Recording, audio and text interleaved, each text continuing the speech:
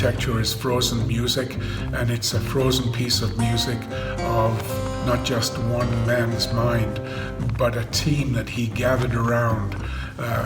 Truly, Randall was the orchestrator and conductor of an orchestra in this case.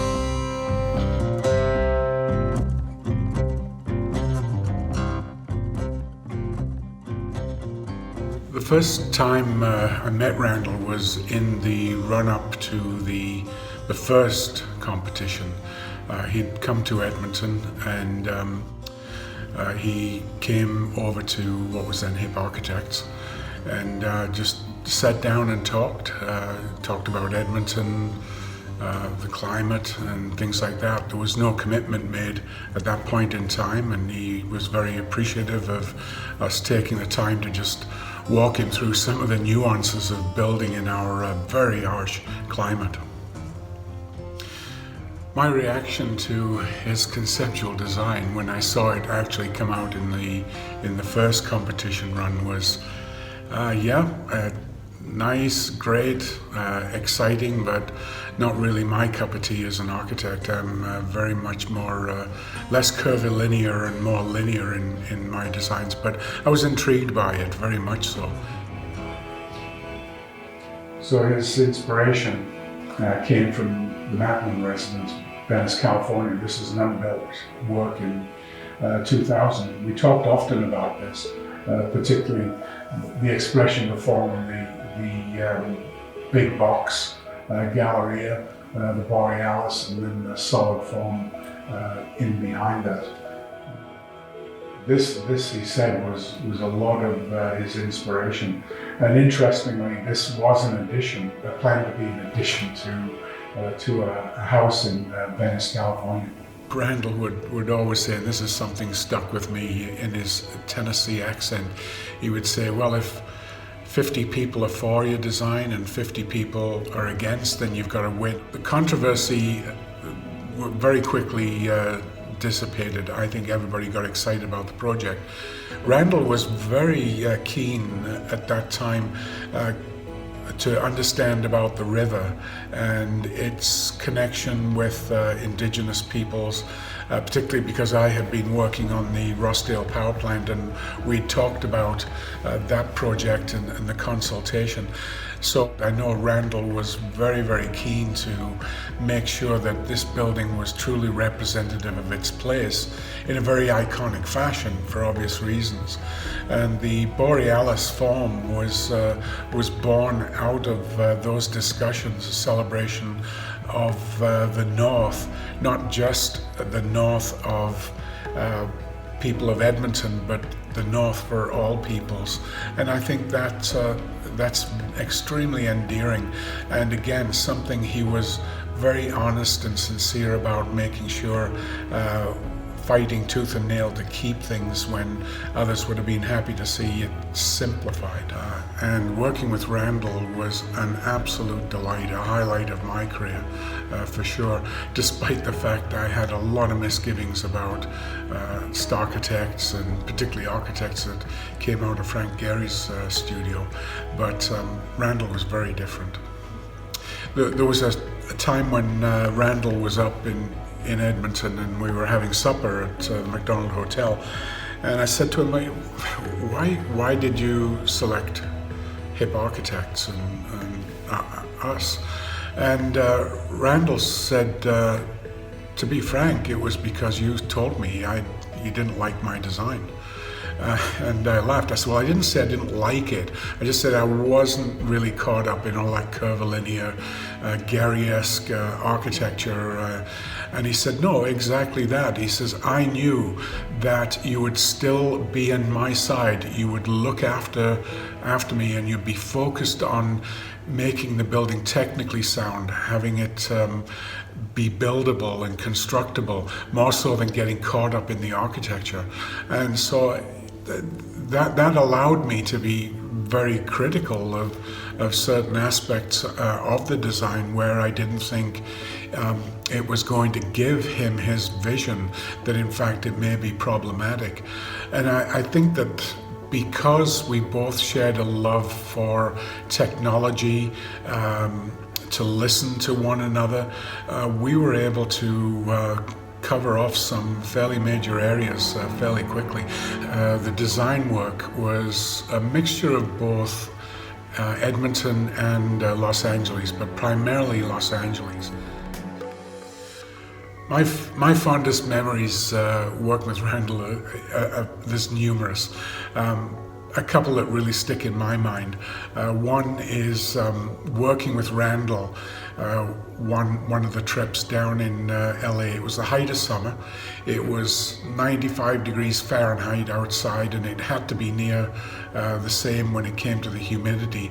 And we actually moved the production team out into the outside because it was just way too warm inside. And we were discussing how snow and ice forms in Edmonton, how the freeze-thaw cycles are the most onerous and challenging. And he looked quizzically and said, well, what do you mean? What do you mean this freeze-thaw? I understand snow, I understand ice.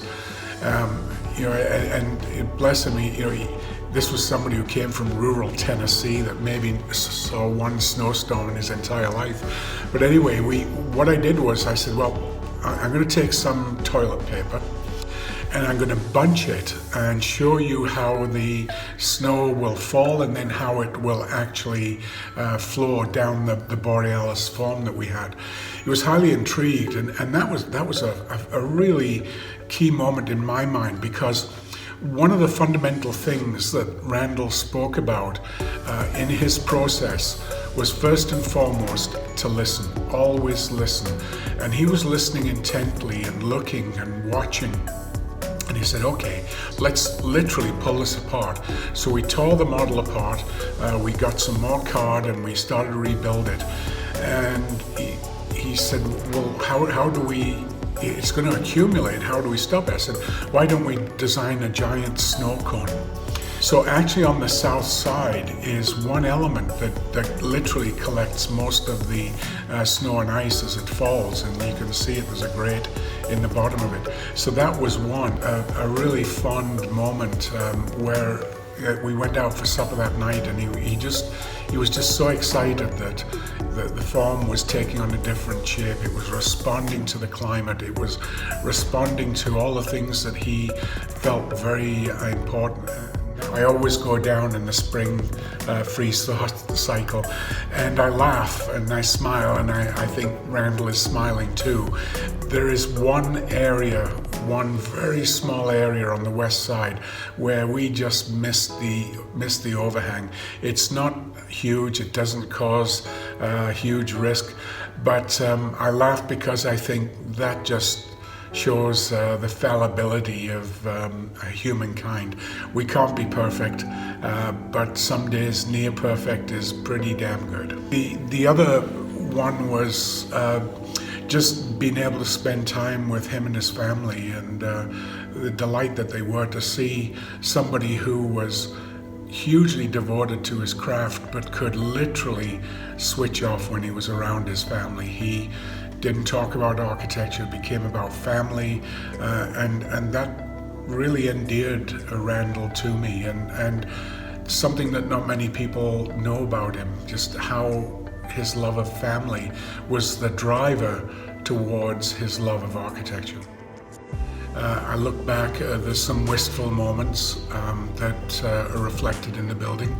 I think one moment would be very early on in the design when Randall confided in me in LA that he had a bad cancer diagnosis and didn't know what the outlook would be, but he didn't want anybody to know about it, and he just wanted to know would I make sure that things got done, worked with his team, and I said, for sure, don't worry about it. So I look back, and that's a moment that comes to realize he went through the entire project with immense stress from a number of quarters that couldn't have been easy on him, but extreme fondness for the man Randall Stout and in working on this.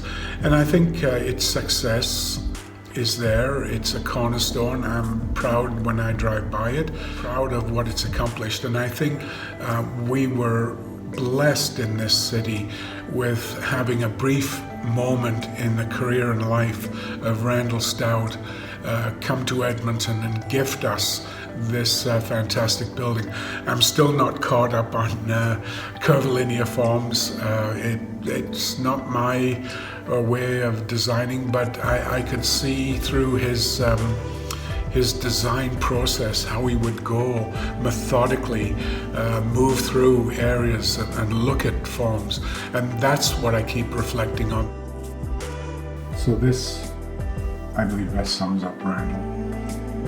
The wisdom of these designs is that visitors do not simply consume images at a glance. These are buildings that unfold. The forms are themselves irregular, always changing relative to each other, delivering a sense of kaleidoscopic turn. The spatial canvas invites the eye and the body into a roving, interactive relationship with forms that never stop. And then this key. The constant in these buildings, as in life, is change. They are all, at heart, revolving, evolving orange peels.